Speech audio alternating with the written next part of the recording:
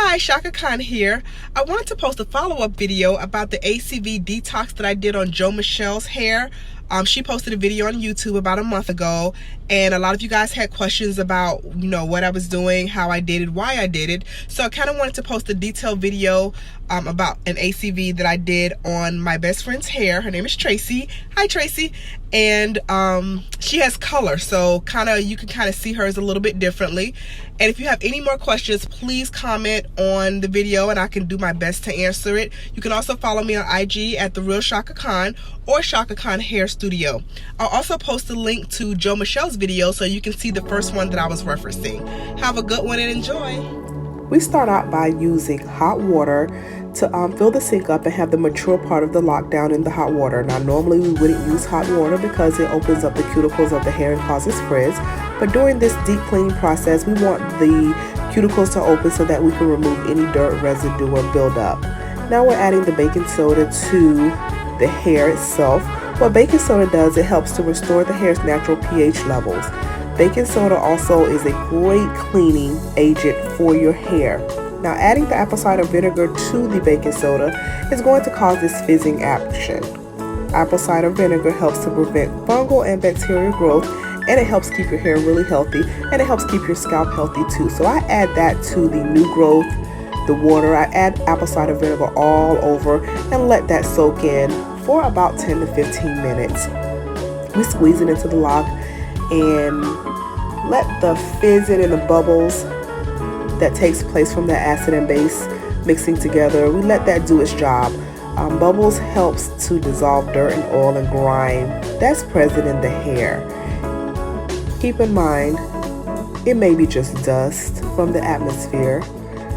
It may be lint from laying down on pillows. It doesn't mean your hair is dirty. It just means that your locks have attracted some things over the year and you want to help get that out and loosen it up.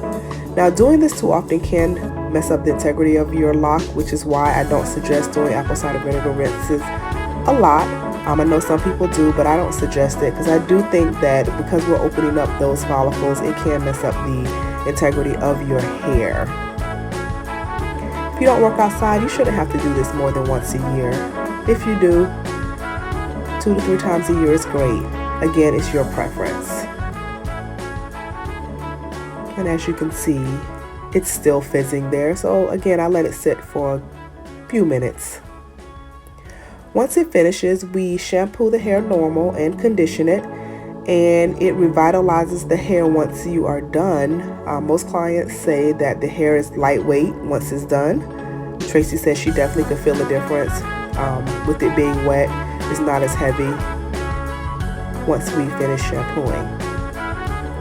Now I'm going to do a 2-strand twist on her, and I'm using my Nike Scalp Stimulation Oil for the 2-strand twist. And there I'm showing you where that extra hair is out at the root, and I twist that in to do it before I do my palm roll. I do a palm roll only twice when I am doing a 2-strand twist because I don't want to put that much tension on the hair. Once I wrap the hair around, do the 2-strand twist, and I palm roll twice, I twist down the lock, and as I'm twisting down the lock, I smooth down the lock, and I have the oils on my hand and I put it on her scalp and run it down her lock because the hair is hydrated from the water, and what the oil is going to do is going to seal it in. There's no need for products when you are doing a 2-strand twist because the hair is going to stay twisted.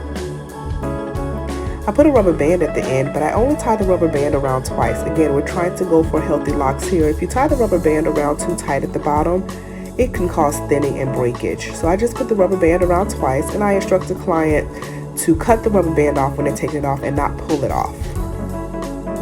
I also, as you can see, use the comb to help stimulate circulation and blood flow below the scalp. So because we have our locks, we don't normally comb our hair or cause a lot of stimulation. So in order to help the blood flow and stimulate growth underneath the scalp, what I'm doing is I use the comb to part it gently, and I comb it and rake the comb across the scalp, again, just to have some blood flow and circulation and movement underneath the scalp. How often do I do a retwist?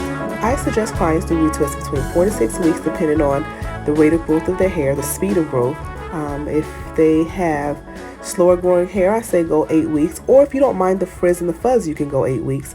But I don't suggest you going more than 2.5 months between retwists, because what you're wanting is the hair to form a lock, and in order to do that, you know, we twist the hair. So if you're not twisting the hair and it's just growing out, that's where you have the more of the afro look. Some people like that, so we do that.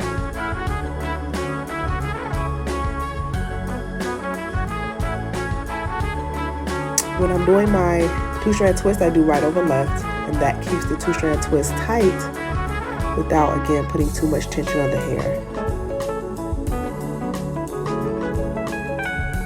If you see me talking to myself on the video, I was doing a live Facebook live session and answering questions as we were retwisting, so not going crazy, not talking to myself.